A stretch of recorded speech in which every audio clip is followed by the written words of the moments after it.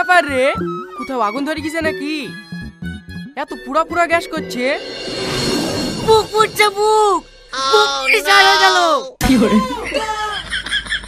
কাটে গায়ে নুনে চিটে দিতে আসিনি তো। এই তো কোথায়? ফুসকালার কাছে 8-10টা নাম্বার কিনবো, একটা মাল তো বাঁচবে। ঠিক আছে চ। ভাই আমাকে 1000 টাকা ধার দিস হবে? ওকে রিচার্জ করে দিতে দিতেই আমার সব টাকা শেষ হয়ে গেছে।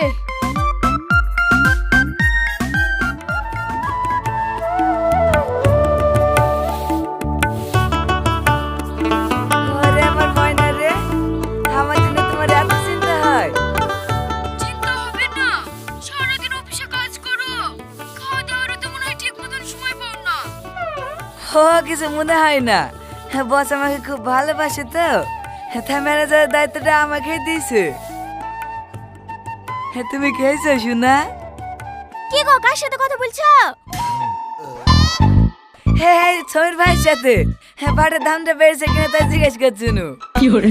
সারাদিন ফোন আর ফোন। ঘর ঝাড় দেওয়া হয়ে গেছে? হ্যাঁ হয়ে গেছে। এলাও ছেলেটা ধরো।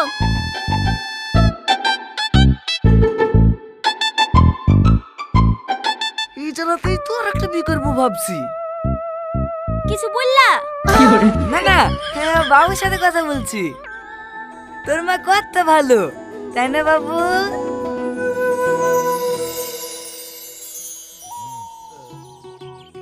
কি গো, ফোনটা হোল্ড করে দিছিলা কেন? হ্যাঁ বস এসেছিল তো, তার জন্য। এই তোমার সব মনে আছে তো? কি বলেছিলাম না রবিবার দিনকে আমরা পারলে কি বিয়ে করবো। হ্যাঁ হ্যাঁ, সব মনে আছে।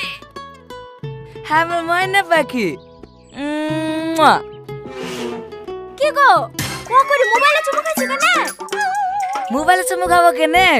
বাবুকে শিখাইছিলাম কিভাবে চুমু খেতে হয়। হ্যাঁ দাও দাও শোনা, এখানে চুমু দাও। দাও বাবুকে দাও। যাও গা ধুয়ে আসো গা।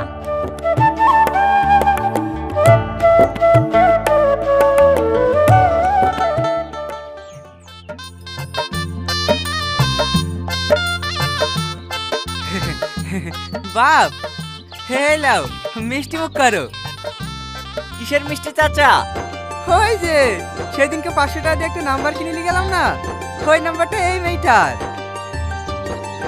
আজ কি আমরা বিকেলে ফেলেছি, তুমি তো আমাদের ঘটক, তাই তোমাকে আগে মিষ্টি খাওয়াতে আসলাম। হেলা বাপ। ও ভালো ভালো। ভালো হবে না, এটা পুলিশের মেয়ে। ভয়ের কিছু নাই বাপ, শ্বশুরাব্বা অনেকদিন আগেই পরকালে চলে গেছে। শাশুড়ি মা আছে, সবসময় হুইল চেয়ারে থাকে, হওয়ার চলাফেরা কোনো ক্ষমতা নাই। আগে বলবেন তো, এক্ষুনি ভয় লাগে দিয়ে শুনেন। দেন চাচা, আরেকটা দেন।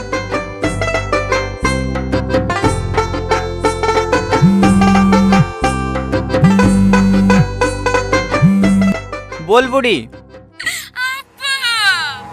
আমাকে পুলিশে ধরেছে। আমি কস্তিপুর থানাতে আছি, তুমি তাড়াতাড়ি আসো। হ্যাঁ হ্যাঁ, আমি এক্ষুনি আসছি।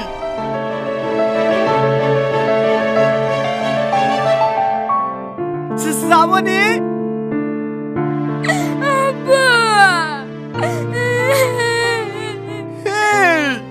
তুই বিশ্বাসে কেনে? আরে গুরুদেব, আপনি এখানে? সালাম গুরুদেব, সালাম। কে তুমি? আমি আপনার শিষ্য। আপনার দেখা দেখি তো আমি 80% ডিসকাউন্টে আইসক্রিমের ব্যবসা শুরু করেছি। সত্যি কথা বলতে গুরুদেব, এই নাম্বার পাসের ব্যবসা শুরু করি আমার বিশাল উন্নতি হয়েছে। এই বুড়ি, তোর কাছ থেকে আইসক্রিম খেয়েছি। আব্বা, সেদিন স্কুলে পয়সা যেতে মনে ছিল না তো, তাই মোবাইল নম্বর দিয়ে আইসক্রিম খাইছি। এই আইসক্রিম খাইছি ঠিক আছে, আমার স্বামীকে প্রেমে জালে ফাঁসি বিয়ে করছিস কেন তাই বল। আমি জানতুক নাকি ও বিবাহিত। কি? ছেলে বিবাহিত? হ্যাঁ, বাড়িতে একটা ছেলেও আছে। তুই আর কি করিস রে? স্যার স্যার, আমি মানিনি। আমার মেয়ে মুখে মুখে বি করিছে, আপনি ওকে শাস্তি দেন। ওকে কি করে শাস্তি দেবো? এখন যা দেখছি শাস্তি তো তোর হওয়া উচিত। আমরা ভাবলাম আইসক্রিম আলা ভুল গাই দিছে, কিন্তু এখন তো দেখছি ওর গুরুদেব তুই। থাক, জায়গার ভাই জায়গাতেই গেছে। এই যদি শিক্ষা হইতে হবে, নাম বাড়লি দালালি করা। এই যা, তোর বলি বাড়ি যা। এরা কিছু বললে আমাকে বলবি। ঠিক আছে স্যার। চলো। আব্বা আমার আর কিছু করার নাই রে মা, আমি নিজের পায়ে নিজেই কুড়ে বেরিয়েছি। আমি বেঁচে একটা নাম্বার হেরামেরি করবো না রে মা।